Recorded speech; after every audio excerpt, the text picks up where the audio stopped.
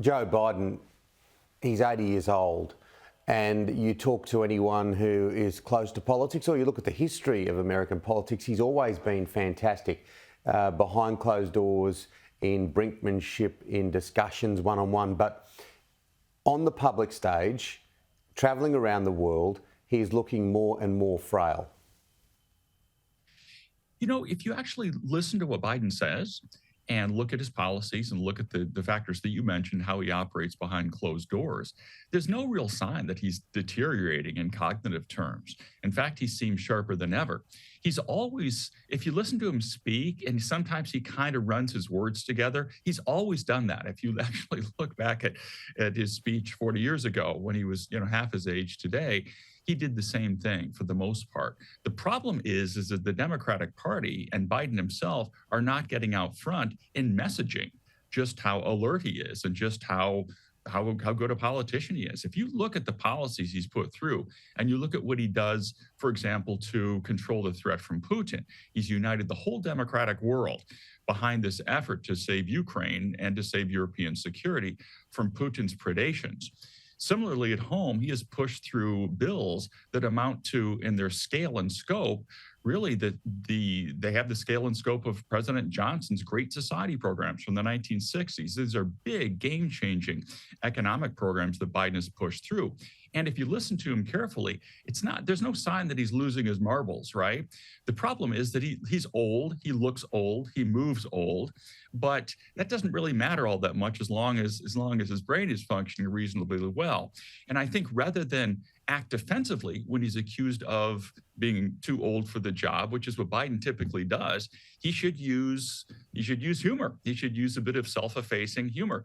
He should also use humor against his opponents. Trump is only a few years younger than Biden, and he's not in nearly as good a shape as Biden is physically, and that's something that Biden could point out. Unfortunately, so far, though, his responses to this have been defensive, and Democrats are whispering behind the scenes, maybe he's too old. Of course, he's not too old. You just need to get behind him. Yeah, perception is reality, isn't it?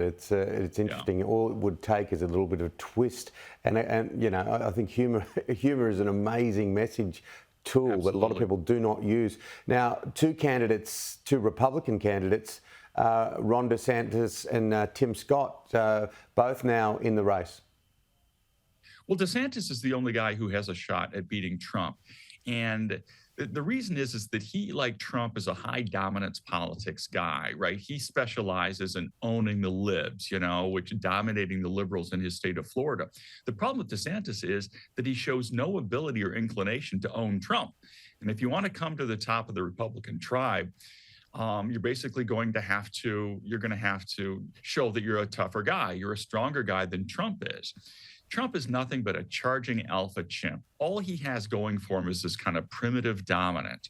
And the only way to dethrone this guy, it's not going to be offering more conservative economic policies or more conservative cultural policies, which is what DeSantis is doing right now. You're going to have to attack him directly.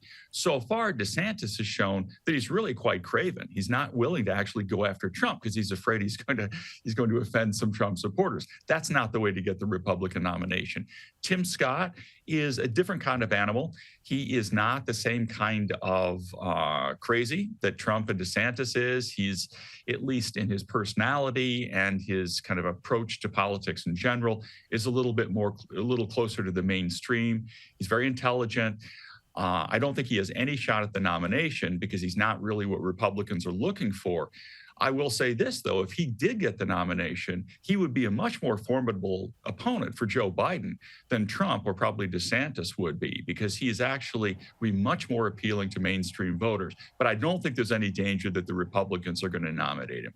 He's not crazy enough. It's a very interesting look at what the Republican Party is in 2023. Professor, great to have you on the program. Look forward to chatting soon. My pleasure, Tim.